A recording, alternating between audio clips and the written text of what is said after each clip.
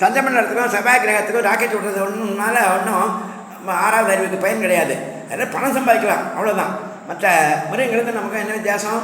அதுவும் சாப்பிட்றது, தூங்குறது, குழந்தை வெட்டியெல்லாம் பெற்றுக்கிறது, கூடு கட்டுறது. அணில் குருவியெல்லாம் வருஷம் புது கூடு கட்டுறது. நம்மளால் கட்ட முடியுமா? புது வீடு கட்ட முடியுமா? பெயிண்ட் கூட அடிக்க முடியாது, அவ்வளோ பெருசு கட்டி வச்சிடும். அப்படி அந்த மிருகங்களுக்கு நமக்கு என்ன வித்தியாசம்னாக்கா, அதுக்கு சாமி கும்பிட தெரியாது, நமக்கு சாமி கும்பிட தெரியும். அதுதான் இந்த மனித வாழ்க்கையினுடைய பயன். நான் யார், நம்ம எங்கேருந்து வந்தோம், எங்கே போகணும், அதுக்கு என்ன பண்ணணும் என்பதெல்லாம் உணர்ந்து இறைவனை அடைவது தான் மனித பிறவியுடைய நோக்கம், பயன். அந்த அருமையான செல்ஃபோன் வாங்கி கொடுத்துருக்காங்க அப்பா, அதை உபயோகப்படுத்தாமல் மூலையில் போட்டு உடச்சிட்டாக்க மறுபடியும் வாங்கி கொடுப்பாங்களா? கொடுக்க மாட்டாங்க.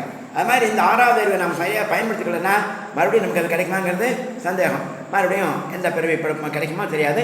அப்படி இந்த பிறவி கிடைச்சாலும் இதை விட நல்ல பிறவி, இந்த அளவாவது சந்தோஷமாக இருக்கக்கூடிய ஒரு நிலைமை நமக்கு கிடைக்கும் இல்லையா? அதுக்காக நாம் இறைவனை பிரார்த்தனை செய்ய வேண்டும். மனுஷ விஜாயமாக திரும்பி இணை தாயத்தே. மனிதன் பிறக்கும் பொழுதே 3 கடன்களுடன் பிறக்கிறாங்க. அம்மா அப்பாவுக்கு கடன், நம்முடைய உடல் உண்டாகிறதுக்கு அவங்க காரணமாக இருந்தாங்க. அவங்களோட அம்மா அப்பாவுக்கு அவங்களோட அம்மா அப்பா இப்படி பித்திருக்களுக்கு கடன். அதே போல் நீங்கள் இப்போ இதெல்லாம் ஜோசியன்ட்டு போனீங்கன்னா உங்களுக்கு பித்திரு தோஷம் இருக்குது, முதல்ல ராமேஸ்வரத்தை போய் எடுத்து தர்ப்பணம் பண்ணுங்க அப்படின்னு தான் சொல்லுவோம். அதுமாரி தாய் தம்பா தகப்பனாருக்கு உயிரோடு இருக்கும்போது அவங்கள சந்தோஷப்படுத்தணும், அவங்களுக்கு உதவி செய்யணும். முதியோர் இல்லத்தில் சேர்க்கக்கூடாது. அதுக்கப்புறம் அவங்களுக்கு திதி தர்ப்பணம் இதெல்லாமும் செய்யணும்.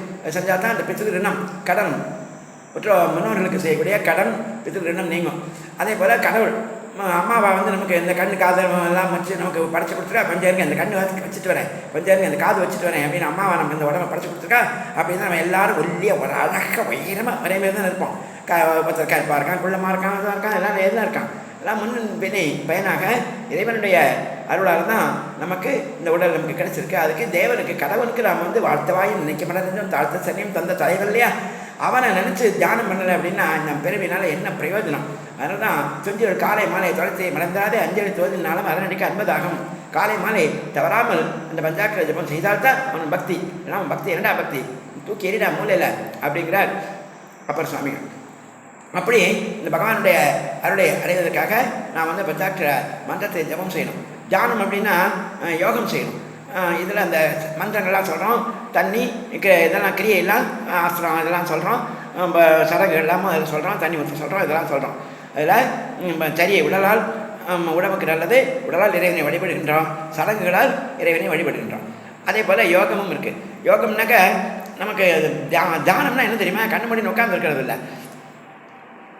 கிராண்ட் ட்ரெயின் எக்ஸ்பிரஸ் இன்னும் 2 நிமிஷத்தில் புறப்பட தயாராக இருக்கிறதுன்னு சொல்லுவான்.